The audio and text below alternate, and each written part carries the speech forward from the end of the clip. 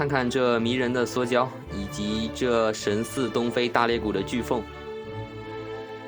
Hello， 各位亲爱的好朋友，你们好啊！欢迎收看本期的摩安探针，我是你们的探长。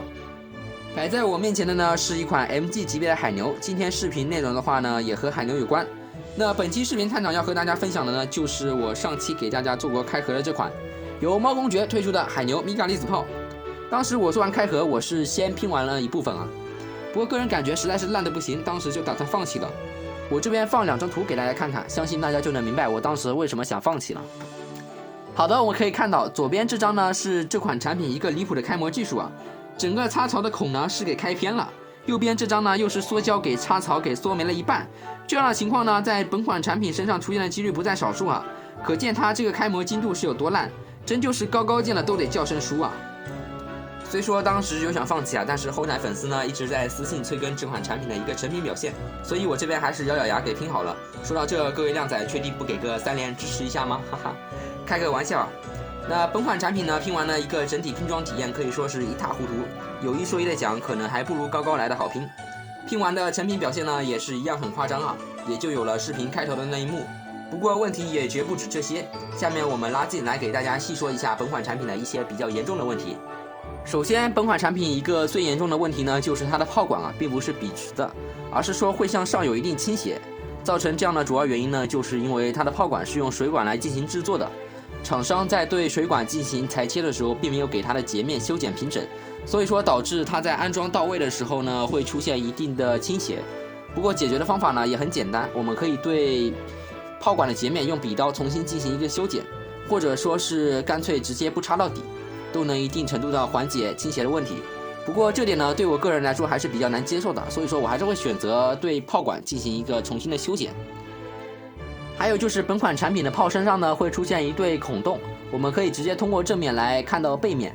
我研究了半天啊都没有想明白这对孔到底是用来干嘛的，而且还很大程度上影响了炮身的观感，让人感觉整门炮都是个空壳。不过事实呢也确实如此，整门炮的内部没有任何的结构，完全是通过左右核来给大家呈现的。可见本款产品呢就是厂商的一个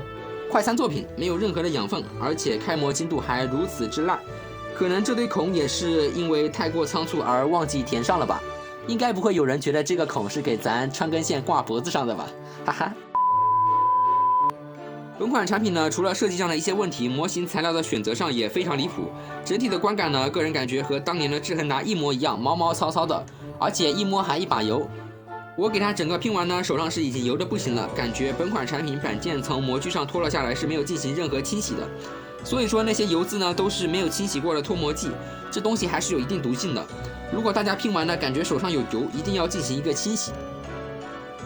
另外，这次模型的一个表面呢，会存在非常之多的水纹以及缩胶。这次水纹呢，主要集中在黑色板件上。我们可以看一下它的弹夹部分，上面密密麻麻的水纹，让人看着以为是这里已经熔胶了。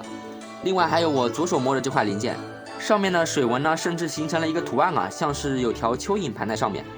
这种情况呢，我看部分买过的粉丝留言说是每盒基本都有，而且形状都类似。厂长，你可别给我说这是你给咱精心设计的图案啊！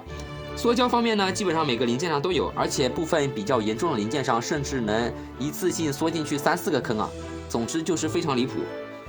还有值得一提的呢，就是本次模型在组合时，有部分零件是没有牢靠装位的，只是简单的挂载在了炮身上，并且还有部分零件因为设计的问题，根本没法组合到位。如果大家真的想体验本款模型的话呢，还是尽量准备份胶水，遇到呢比较松动或者说是合不上的地方，直接进行粘死即可。最后，本次模型呢，除了炮的主体部分，板件上还会存在一些说明书上尚未提及的零件。这里我唯一知道的呢，就是这个连接线缆以及电池盒的接口了。不过本款模型内是没有提供任何的线缆或者说是电池盒，所以说呢，这个只能装在炮身上当做一个装饰了。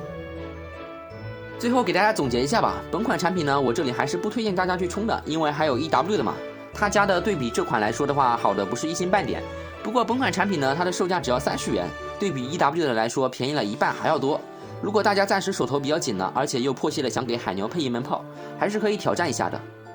好的，那本期魔安探针的内容呢，差不多就是这样了。如果本期视频对您在选购本款产品时有帮助，不要忘记一键3连哦。我是探长，我们下期不见不散，拜拜。